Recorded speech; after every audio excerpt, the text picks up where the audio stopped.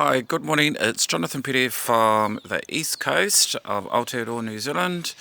This is part of Let's Talk About Kai. So today we're talking about, hey, if there's an emergency or an evacuation or a natural disaster, and unfortunately some of the locals have been told to pack up and go. So right about a few days ago in Gisborne there was an 8.1 earthquake, and some of our whānau had to, at the top of the north of Tolaga, right across to Portuki and Whakatane, a lot of our whānau were told to evacuate and get up to high ground. But today, you guys, the locals have been asking, well, what should we put in our Kai survival kit? Okay, you need your first aid kit, which has the basics, which is the plasters, the scissors, bandages, and so on and so on. But with a Kai survival kit, it all depends on your family, how many individuals are in your family.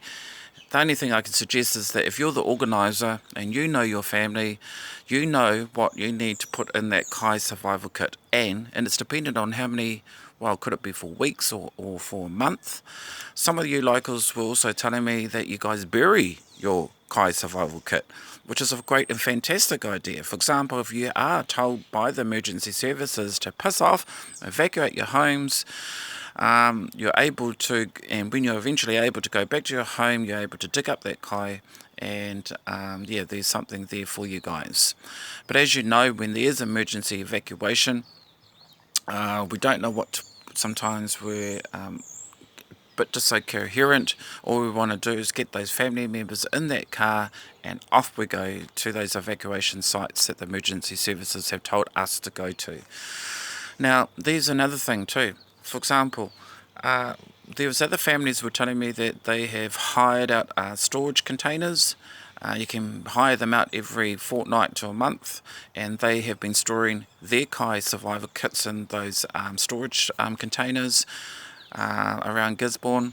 You can hire them out. For example, I asked them what did they put in it. They said that they put Kai that last up for a month. I think that's a great idea. If you can, over the year, save up some money for your Kai survival kit and spread it out for a month, because we don't know when the circumstances or when you're able to go back home, or the emergency services are able to let you go back home, when everybody's told to.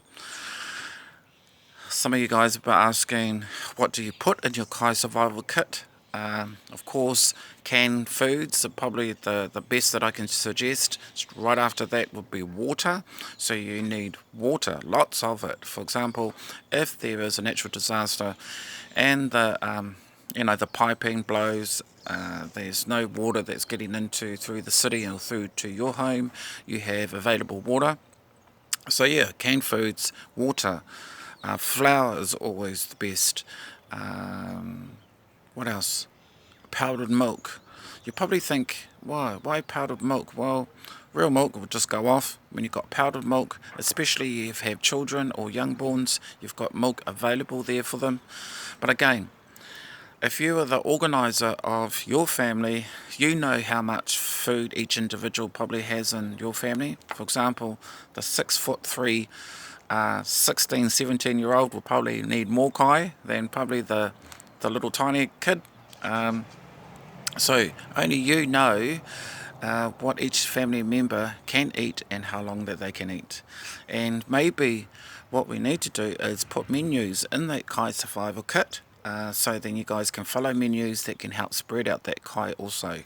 Soup's usually the one. So yeah, in your Kai survival kit, do you put your first aid kit with it? Well, I don't know, that's again a discussion with you guys. So what I'm asking is that you whānau get around the table, start talking and having conversations about your Kai survival kit and what needs to go in it, how long it needs to go for. For example, you teenagers that are going to school today, or bring it up in a conversation or discussion with your teacher.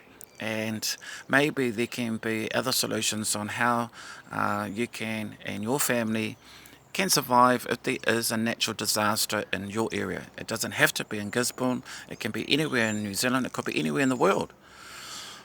So, do you bury your Kai survival kit? Do you put together a storage container so then your Kai survival kit can be there?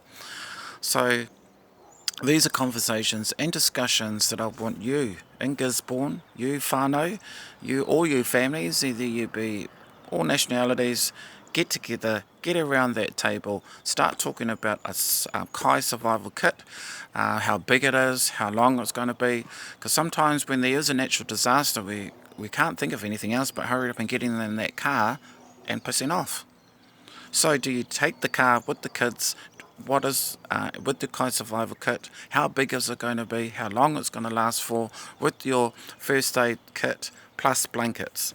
Now, majority of us or some families they have vans or they sometimes just have a four door car, and you can't actually get everything that you need prior before told to evacuate from your area. So those are the conversation and discussions that you guys will have to do. Yeah, get together. Um, put who in your whānau or extended family will help in making sure that plan is set in place. I don't know. I think maybe your local maraes could be part of this. For example, get your local marae, put your food there. There we go. Bye.